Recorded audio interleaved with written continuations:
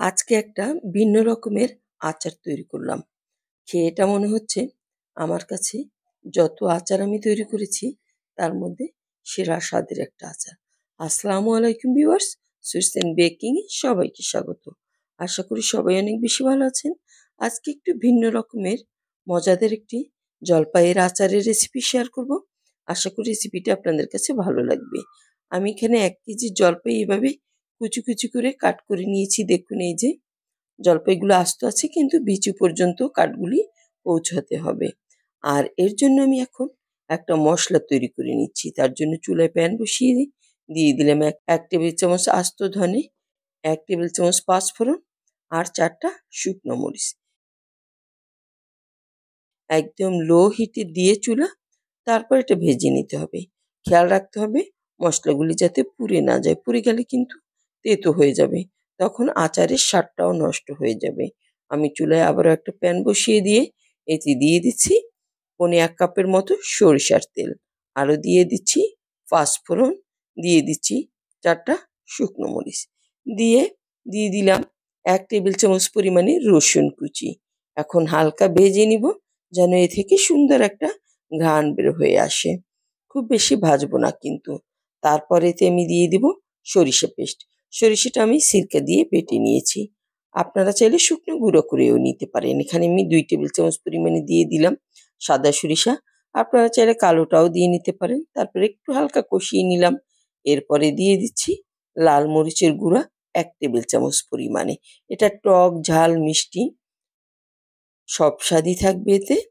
তারপরে দিয়ে দিচ্ছি আমি গুড় ১/২ কাপ। গুড়টা দিলে হবে কি সুন্দর একটা কালার চলে আসবে আর এর টেস্টটাও কিন্তু অনেক মজার হয়। দিয়ে দিলাম ১/২ কাপ চিনি। আপনারা চাইলে পুরোটা গুড় অথবা পুরোটা চিনি দিয়েও এটা তৈরি করে ফেলতে পারেন। তারপর যখন গুড়, চিনি গলে আসবে সেই অবস্থায় আমি এতে দিয়ে দিব যে জলপাইগুলি কাট করে রেখেছিলাম সেই জলপাইগুলি। দেখুন এই যে এর মধ্যে দিয়ে দিচ্ছি ১/২ কাপ পরিমাণে সিরকা। সিরকাটা দিলে জলপাইটা ১ বছরে আর নষ্ট হবে না। আপনারা আচারটা ১ বছর ধরে খেতে পারবেন। সুন্দরভাবে নেড়েচেড়ে মিক্স করে দিলাম। দিয়ে দিয়ে দিচ্ছি স্বাদ মতো লবণ। এরপরে দিয়ে দিচ্ছি দারুচিনি, এলাচ। দিয়ে দিচ্ছি যে মশলাটা আমি গুঁড়ো করে রেখেছিলাম তার অর্ধেকটা। দিয়ে সুন্দরভাবে নেড়েচেড়ে মিক্স করে নিতে হবে। আমি এখন আবারও সুন্দরভাবে মিক্স করে নিচ্ছি। আর জলপাইগুলো কিন্তু এরপরে আর খুব বেশি নাড়া যাবে না। তাহলে কিন্তু ভেঙে গলে যাবে।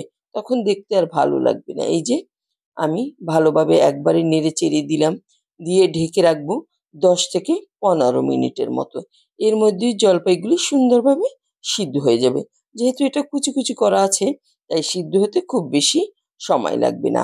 আর মাঝে মাঝে আপনারা অবশ্যই একটু নাড়িয়ে দিবেন। না হলে হাঁড়ির নিচে কিন্তু লেগে যেতে পারে। এই যে আমি আবারও একটু নাড়িয়ে দিলাম। এ পর্যায়ে জলপাইগুলি শক্ত আছে তাই নাড়ানো সম্ভব হয়েছে। যখন সিদ্ধ হয়ে আসবে তখন আর খুব বেশি নাড়ানাড়ি করবেন না, তাহলেই ভেঙে যাবে। এই যে দেখুন এটা একদম সিদ্ধ হয়ে গেছে।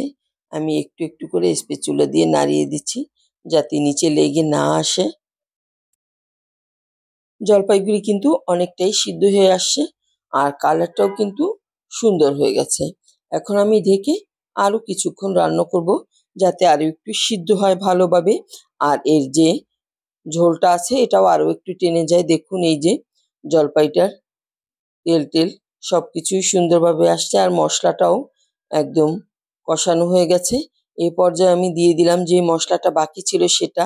আর তেলটা কিন্তু অনেকটাই উপরে চলে আসছে। দিয়ে ভালোভাবে এভাবে ঝাঁকিয়ে নাড়িয়ে দিলাম। আচারটা আমার তৈরি হয়ে গেছে। এখন আমি এটা ঠান্ডা হওয়ার পরে সার্ভ করে আপনাদেরকে দেখিয়ে দিব যে আচারটা আসলে কেমন হয়েছে। এই যে দেখুন আমি একটু সার্ভ করে দিলাম। এটা দেখতে যেমনই সুন্দর, খেতে তেমনই মজা। আর এটা বানানোই কিন্তু খুবই সহজ। এই যে দেখুন একদম সফট হয়ে গেছে। আর জলপাইগুলি কিন্তু একদম আস্তও আছে। এই যে জলপাইয়ের সিজন শেষ হয়ে যাওয়ার আগে আপনারাও তৈরি করে রাখতে পারেন এমন একটা সেরা স্বাদের জলপাইয়ের আচার। আশা করি আজকের রেসিপিটা আপনাদের কাছে অনেক বেশি ভালো লেগেছে। আর ভালো লাগলে বেশি বেশি শেয়ার করে দিবেন। সবাই অনেক বেশি ভালো থাকবেন। আল্লাহ হাফেজ।